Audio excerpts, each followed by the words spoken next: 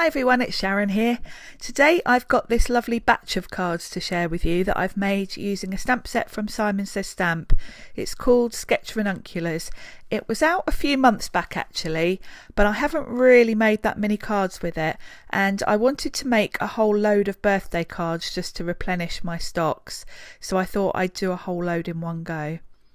So I'm stamping with Versamark ink, and please ignore the absolutely revolting state of my ink pad that should be white. I've probably had that ink pad though about 10 years. I've re-inked it a few times, so I guess it's going to get grubby in that amount of time. But anyway, it still does the trick. And I'm using white embossing powder. This is from Wow. It's their bright white, which is pretty much the powder I use for everything. So I'm just going to hit that with my heat gun. So I'm just heating this, and I'll speed through because it takes me a little while actually with 6 of them to heat. So we'll move on to the next bit. So I've heat embossed all of those, and I've actually done 3 sets of flowers. I've done 2 of the smaller flowers, which you're seeing now, and 1 set of large flowers, 6 of each. And I'm just adding picked raspberry distress ink to these. You can see it just takes seconds to do. And I've done another set of small flowers which I've used Victorian velvet on, and then the large flower I've used tattered rose, and I've already cut the large flowers out. So now I've just got to quickly cut out all these small flowers. As you can see, this really only takes seconds because there's no fiddly bits. You're basically just cutting a circle, and because it's not a perfect circle either, you don't have to be really accurate. Even though I'm doing 6 cards here, this isn't really that time consuming, so this is quite a good design for batch producing. So I've cut out all my flowers and I'm ready to start on the leaves.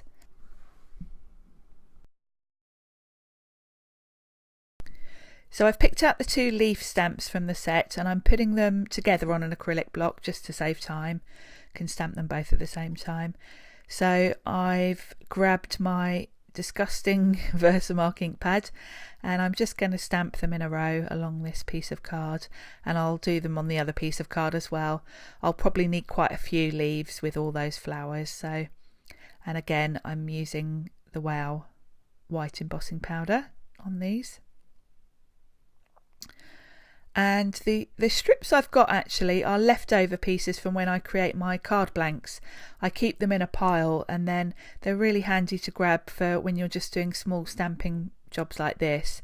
It saves using a nice new fresh sheet of card, and it's nice to use up all those scraps. So I'm going to do another load here just so I've got enough, and then again I'll heat emboss them. So now I've done all the heat embossing, I'm ready to add some colour to the leaves, and I'm using the same technique of adding some ink blending over the top.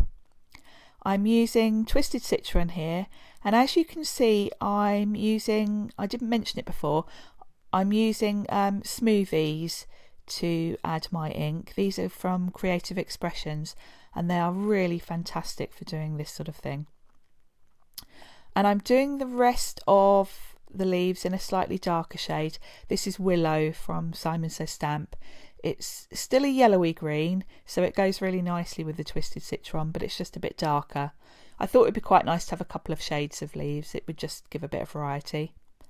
So I've sped ahead, and as you can see I've cut out all those leaves. So now I'm ready to get my card base ready. So I've grabbed my mini Misty for this part. Because I'm doing 6 cards all in one go, it'll be much quicker to just do them in here, and it also means that I know I can get my text perfectly straight, and I can play around a little bit with the placement before I start stamping. So I've put the flowers on the top there just so I can kind of see how much space I need for my greeting, and then I'm ready to just whiz through all 6, so this will be much quicker. I'm using VersaFine Onyx Black ink for these, and you can just see how quickly it is to do this using the Misty. And also if I miss any bits like I did there, I can just quickly restamp as well, which is the other bonus. So I'll whiz through to the end, and then we can start to put these cards together. So now all the stamping's done, I'm ready to put my cards together. I'm just having a little play around just to make sure I'm happy with the layout before I start sticking it all down. I'm using foam pads on the back of the flowers, and as you can see I'm just putting one foam pad in the middle rather than kind of covering the back. I want there to be plenty of space for me to tuck my leaves under the flowers.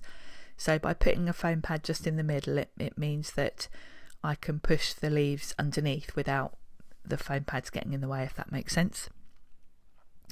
And for the leaves I'm using Cosmic Shimmer glue, and I'm just going to tuck those under, and I'm trying to use a variety on each card of the dark and the light leaves just so that I've got a bit of shade variation. And that's it. So I'll whiz through and put the rest together, and here we go, the finished set of cards.